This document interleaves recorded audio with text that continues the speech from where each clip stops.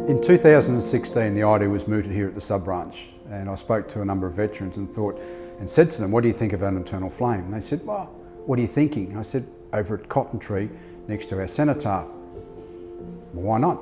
We sat down and drew up some plans from the ideas I had in my head, and from there, the concept was born. And the biggest problem we had was to either have an eternal flame with gas or using some other means. After we sat down and looked at what was available to us within the park, we decided we'd actually incorporate a LED lighting system.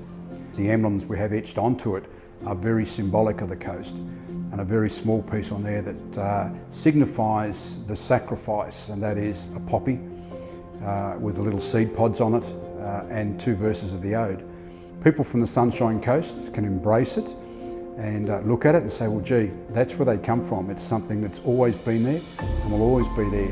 So when they left here back in 1915 and went over to the First World War, those images would have been there. The whales would have been around, and Mount Coolum, Old Woman Island, pandanus trees and the Glasshouse Mountains. They were there when they left, and they're still there today. And it just shows the people that they are part of our community.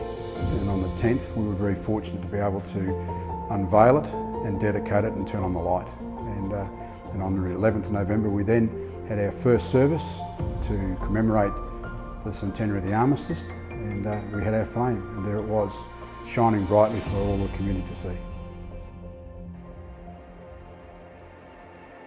As a soldier standing in uniform, you were proud on ANZAC Day to say, I'm part of this great fraternity. But when you do an overseas deployment and you've seen the horrors of war and what it can cause and what it can do to people when they come home, then you start to have a different perspective on what ANZAC Day is all about.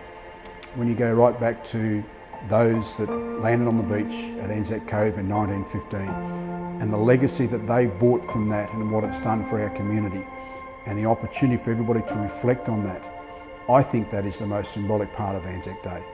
I only hope at some stage that we do have peace in the world, and peace that will last.